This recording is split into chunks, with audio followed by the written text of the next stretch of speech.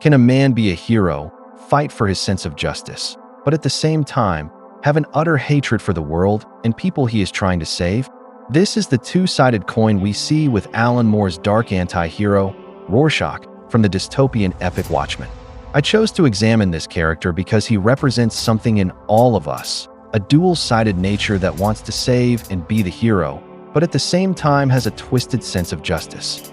I also wanted to give a more human look to the character, as if he would be among us, lending a more realistic take on the man whose mask probably does not give him any supernatural abilities, but his rage does though. In this video, we will answer the question, can a hero hate what he saves? And if so, why try to save people? For the accolades? The notoriety? Or just a sense of justice that plays like revenge with a purpose? Let's take a look at the words from the man himself and find out. Rorschach, whose real name is Walter Kovacs, is a vigilante from Watchmen known for his uncompromising moral absolutism and unsettling demeanor. He wears a trench coat and a mask patterned with constantly shifting ink blots, symbolizing his black and white view of right and wrong. Shaped by a traumatic childhood marked by abuse and neglect, Rorschach believes the world is fundamentally corrupt and that criminals deserve harsh, unyielding punishment. He operates outside the law, rejects compromise, and is deeply suspicious of authority, often recording his bleak worldview in a journal. Though often disturbing and socially alienated, Rorschach's fierce commitment to truth and justice makes him one of the story's most compelling and controversial characters. Rorschach is a character that cannot exactly be called a superhero. In my opinion, he is more like a hardcore vigilante with a specific compass pointing to certain evils of the world. We can start with the quote, "Men get arrested, dogs get put down." This quote sums up this character. It shows his ability to do the most extreme thing possible to achieve his goals.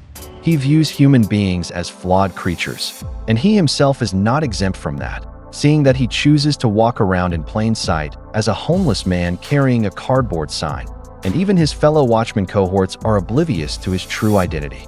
This quote shows Walter's view on taking a life. He believes that if you are a man and do something wrong, you can go to jail, but if you do the worst things, harm the innocent, primarily those who cannot defend themselves, such as children, then you deserve to be put down in the manner you chose to live, descending into the darkest pit of hell through your horrible actions, where Rorschach lives, and maybe a part of him actually feels comfortable in this abyss. So the question becomes, what gives him the right to take a life? What makes him a hero in the right and not one of the dogs he claims to put down? He is a mass murderer and, by all admissions, a certified psychotic with a plethora of mental pathologies and a slew of antisocial personality disorders. But we love him anyways. Why is that? Maybe because he represents the side in all of us that is self-loathing, that wishes we could take out retribution on the worst of mankind and have no remorse for doing it. This twisted sense of justice is definitely vengeance with a mission, which most heroes who cross the line and commit murder often make this rationalization. This point is brought home when he says, once a man has seen society's black underbelly, he can never turn his back on it. Never pretend, like you do, that it doesn't exist. So this shows Rorschach lives in that dark underbelly. He revels in it. It is where he feels comfortable. He knows these dark places more than most, because it takes a person who has been to the Shadowlands, fallen into the abyss, and barely clawed their way back out, to have the strength and fortitude to try and exact that type of action for another person. Maybe this is why Rorschach plays the hero, because he is trying to prevent other people from becoming like him, losing their souls to the mirror images, finding the darkest places in their souls, right before they lose it forever. Our next quote may be his most famous quote, and in my opinion, makes the point, showing this man's true opinion on the world he is trying to save. This city is afraid of me. I have seen its true face. The streets are extended gutters, and the gutters are full of blood, and when the drains finally scab over, all the vermin will drown. The accumulated filth of all their sex and murder will foam up about their waists, and all the whores and politicians will look up and shout, "Save us." And I'll whisper, no. This quote shows that Rorschach is not trying to save the world by any means, like most heroes, including his Watchmen colleagues like Dan Drayberg or even Adrian Veidt, in his own twisted way. We see that every one of these characters lives with their own twisted sense of justice. and tries to save the world according to their own manifestations of injustice, especially the all-powerful Dr. Manhattan, whose eventual apathy causes him to abandon humanity altogether. Well, who could blame him, right? This quote shows a hardcore contradiction within the man. Why does he dress up and go about trying to make a difference if he hates people, the city, and the world so much? Well, this is the question at hand. All humans are capable of good and evil. It just depends on what day of the week it is and their circumstances. And it seems this is what Rorschach takes into consideration. He hates the majority of human beings, and it seems his modus operandi is to stick up for the unseen, the weakest among us, who are not capable of protecting themselves. He would watch the world burn if it were full of men and easy women, but children are the ones he takes the most interest in saving. This is Developmental Psychology 101, because he was the unloved son of a prostitute, constantly abused and beaten. Children are essentially blameless because, as we all know, you cannot blame anyone for their upbringing. A minor has no control where they live, where they go to school, what they eat most of the time or don't eat.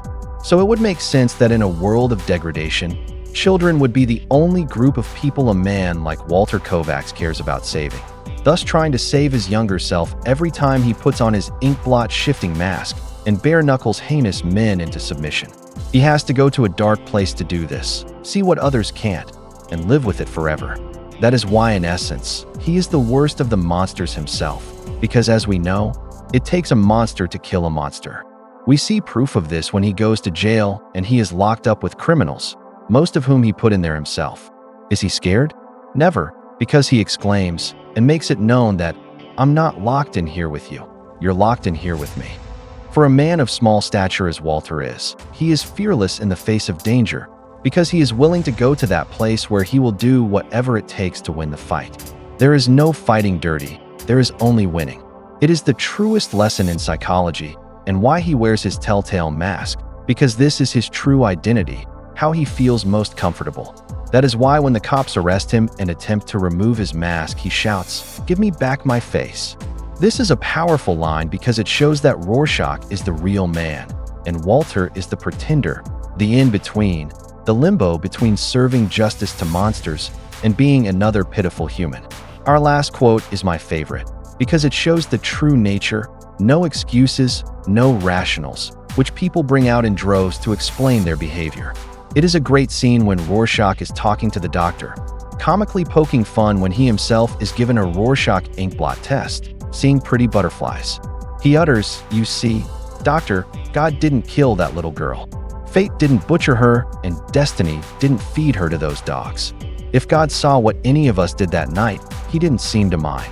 From then on I knew, God doesn't make the world this way. We do. I love this quote because I can relate to it. This is how I feel. I am a spiritual man, but only when it comes to self-betterment.